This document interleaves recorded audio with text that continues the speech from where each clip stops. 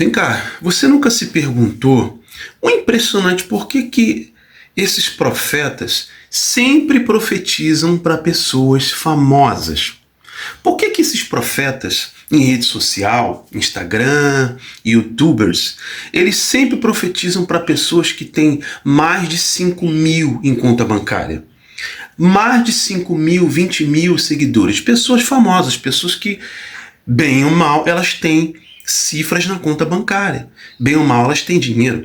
Por que esses profetas não profetizam lá na periferia para um pai de família que está desempregado, um pai de família que recebe uma cesta básica por mês, um pai de família que é diarista, uma mãe de família que mora sozinha com seus filhos, sustenta seus filhos, que vive do governo de Bolsa Família?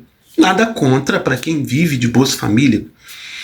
Por que esses profetas não vai profetizar para uma mãe que não tem casa, para um pai que não tem casa, para um cara que está desempregado, para um cara que é pedreiro, ganha uma diária, compra hoje, amanhã ele já não tem dinheiro, gasta hoje, vai no mercado e não consegue fazer uma compra, uma cesta básica decente, ele não consegue fazer. Por quê? Eu fico tentando entender o porquê que esses profetas só vão profetizar para pessoas que têm. Por que eles não profetizam para pessoas que não têm? Por que eles só vão profetizar em grandes altares onde pessoas influentes, pessoas que têm condição financeira, pessoas que podem ranquear a sua imagem no nível networking, merchan? Por que eles só profetizam para pessoas assim? Você nunca parou para pensar sobre isso, não? Você que está me ouvindo aí, você nunca parou para pensar o porquê que esses profetas só profetizam para pessoas assim e você não sai do lugar? Você ora, você às vezes jejua, você vai para o monte, você dobra o seu joelho na sua casa e você não sai do lugar. E vão dizer que você não oferta no altar. Talvez seja porque você não está semeando direito no altar. É interessante. Por que esses profetas só profetizam para pessoas famosas, para pessoas que têm dinheiro, para pessoas ricas, para pessoas que têm uma conta bancária acima de umas cifras de 5.000, de 3.000 reais? Eu fico perguntando para Deus, por que esses profetas não profetizam para mim? E o mais interessante e curioso dessa história que eu observo aqui é que quando você vai olhar lá para as redes sociais ou para a igreja desses caras, você vê que não tem um vídeo de ação social comunitária. Não tem nenhuma ação social desses caras que estão recebendo essas profecias. É só profecia de riqueza, só profecia de dinheiro. É só profecia de ganhar o mundo. Eles querem pregar fora do país. Eles querem pregar, querem conquistar outras nações.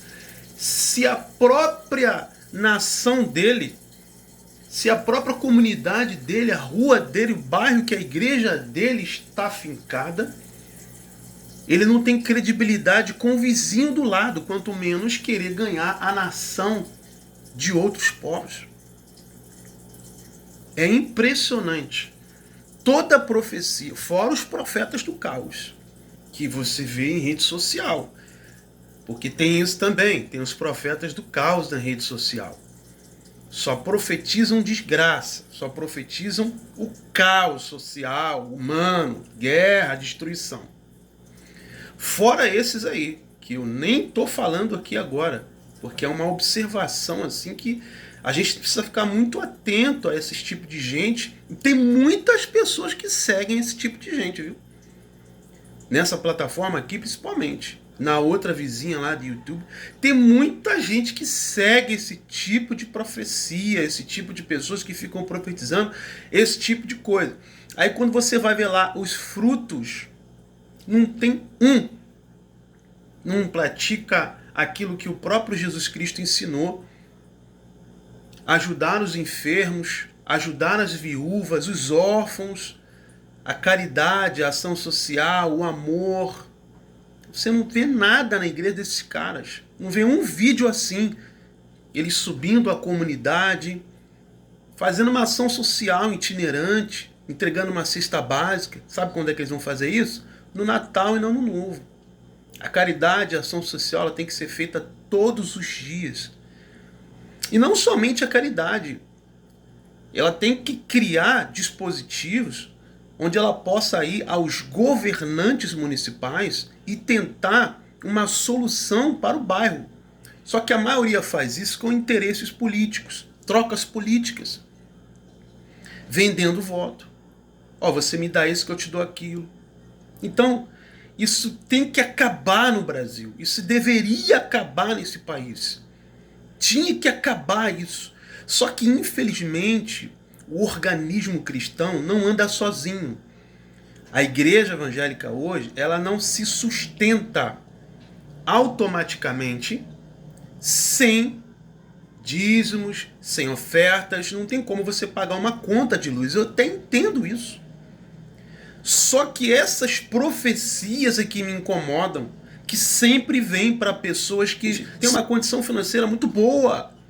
É só você entrar no Instagram desse povo aí. Tem uns aí que até dancinha no TikTok faz. Dancinha no Instagram faz. Não se fazem líderes, pastores como antigamente. Não se encontra mais profetas verdadeiros como antigamente. É impressionante. É impressionante. Eu queria entender o porquê que essas profecias só acontecem para esse tipo de gente. Aí o cara chora, deita no chão, baba, fala em língua. E o profeta começa: prepara tuas malas, eu vou te levar. Prepara o ambiente, prepara o passaporte, as nações te esperam. E você que está se preparando há 15 anos, pedindo doação para fazer uma missão na tua cidade, no teu bairro, não aparece profeta para dizer que vai vir alguém para investir no teu ministério. Não aparece profeta para dizer que vai aparecer alguém para semear no teu ministério. Por quê? Eu fico tentando entender. Por que esses profetas só profetizam para pessoas assim? Qual é a intenção? Qual é o interesse desses profetas profetizar para pessoas assim? E aí eu vou lá nas redes sociais dessas pessoas que receberam profecia. Aí eu fico vendo lá o que eles têm, o que eles postam. Eu fico vendo o que eles postam. Carro 0 km. Casa parecendo palácio, parecendo até um palácio. Aí eu vou lá. Isso aqui não é uma... Eu não estou falando isso aqui com cunho de inveja, não. Pelo contrário. Eu realmente, com toda a minha sinceridade, você que está me ouvindo, eu queria que você me explicasse aí, se você puder, me explicar o porquê que esses profetas só profetizam para pessoas assim. E pode reparar, eles profetizam para pessoas assim em grandes lugares. Eles não vão lá para o Vale de Jequitinhonha profetizar. Eles não vão para o Iraque profetizar. Não vão para a China profetizar. Interessante. Não vão para a Coreia do Norte tentar profetizar lá. Não vão. Eles não vão profetizar lá na Arábia Saudita. Não vão profetizar. Eles só escolhem altares de igrejas famosas para profetizar. E detalhe, aponta o dedo para pessoas também famosas para entregar a profecia para essas pessoas famosas. Por que, gente, que eles... Eu fico tentando entender. Qual é o evangelho que essa rapaziada aí prega? Qual é o cristianismo que essas pessoas apresentam nesses altares? Eu não consigo entender. Você consegue entender? Você consegue explicar isso? Porque eu realmente não consigo explicar. Fora os profetas importados. Aqueles que vêm lá de fora, empacotado, e vêm aqui em território nacional para dizer que o Brasil está sob uma intensa corrupção política. Isso todo mundo já sabe. O Brasil vai ser liberto das garras do comunismo, do socialismo, da ideologia de gênero, da ideologia da aceitação das drogas, do aborto. Isso todo mundo já sabe. Aí o profeta importado, ele vem aqui no Brasil para profetizar o que você já sabe. E aí você levanta a mão, você chora, você cai no chão, baba, se treme todo, toca na sua cabeça, você começa a se tremer. Não é assim que a gente vê? E isso gera ibope, isso abre agendas aqui no Brasil.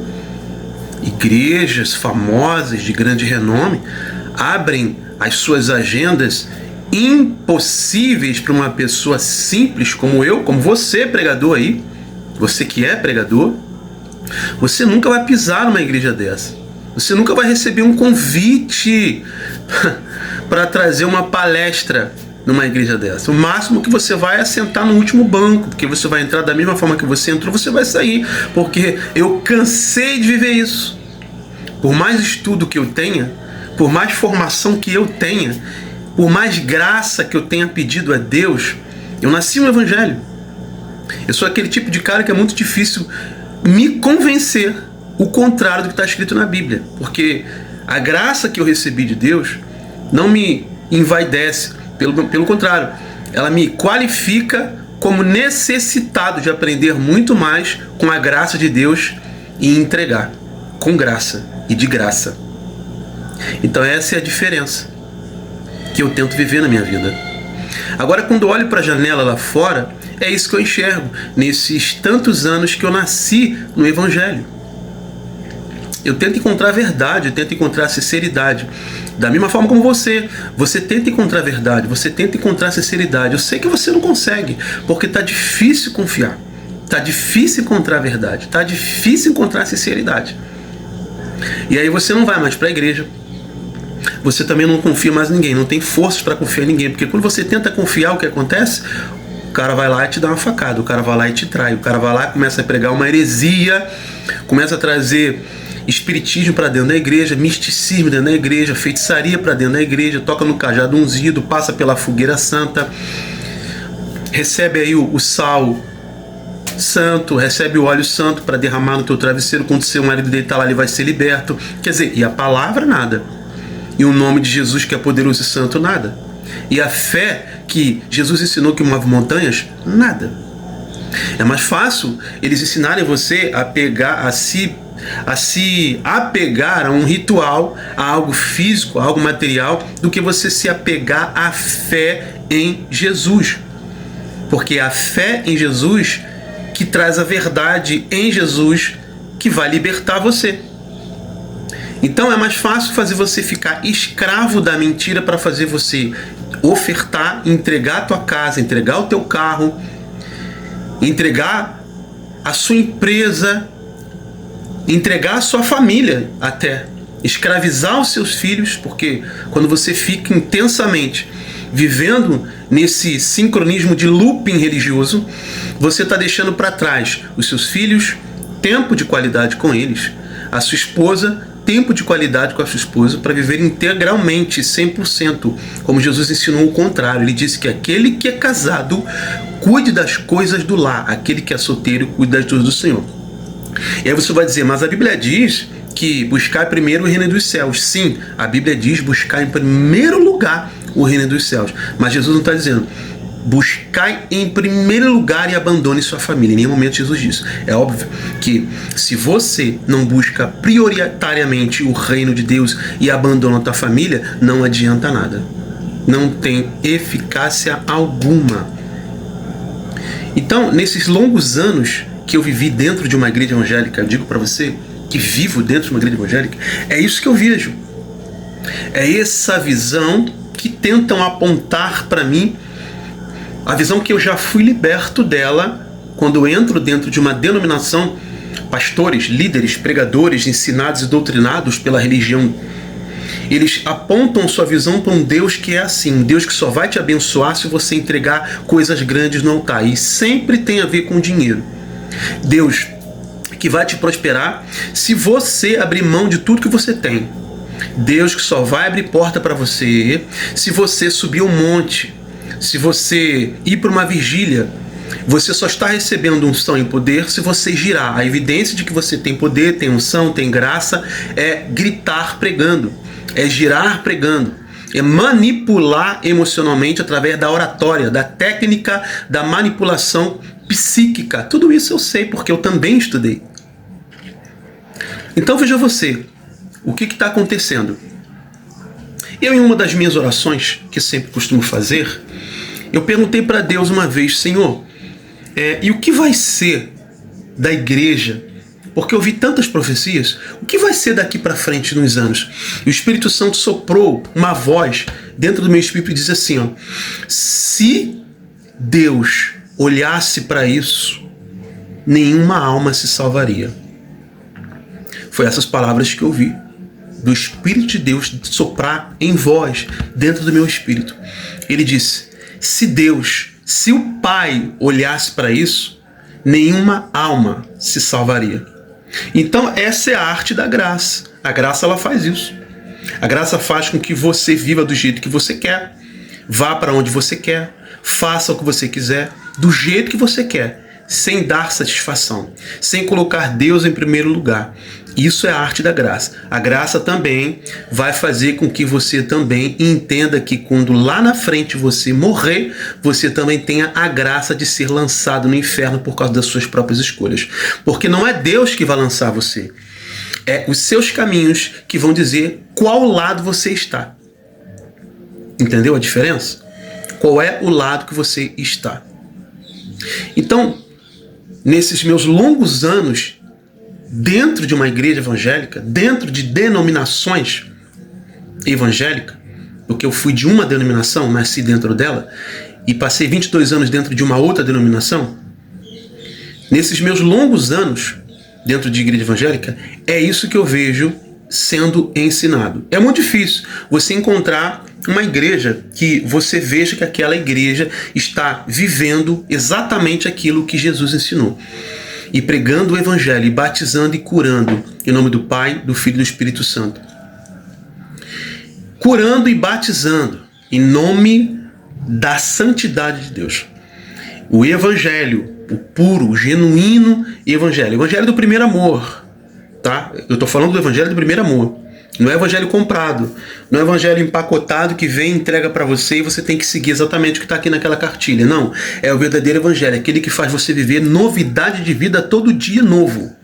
Aquele que, através da sua vida, a sua mulher se liberta, os seus filhos se libertam, os seus parentes, quando olham para você e falam, tem realmente uma diferença na vida dele, eu quero saber o que é. Traz curiosidade, porque já é o Espírito Santo agindo nos bastidores. Entende? Liberta e você consegue cantar aquela música que todo mundo conhece. Eu e minha casa serviremos ao Senhor. Entende, meus amigos? Então, eu, nesses meus longos anos de evangelho, eu fico tentando entender o porquê dessas profecias somente para esse segmento de gente. O porquê que quando você olha para essas igrejas você não vê nenhuma ação social que faça diferença na vida das pessoas. Você não consegue enxergar um apoio emocional dentro dessas igrejas para casais em conflito. Você não consegue encontrar. Porque você vê tantos escândalos. Mas a Bíblia diz que tem que haver. Sim, a Bíblia diz que tem que haver. Mas em algum lugar tem que ter alguém que seja diferente. Alguém tem que ser diferente em algum lugar. Concorda comigo, meus amigos? Então, eu deixo essa mensagem para você refletir sobre tudo que eu falei aqui. Você tem o direito também de discordar. Você também tem o direito de não concordar com algumas coisas que eu falei. Mas a grande verdade é que se Jesus olhar para isso, se Deus, quando vier, enviar o seu Filho Jesus para buscar a sua igreja, e ele olhar para isso, nenhuma alma se salva. Essa é a grande realidade.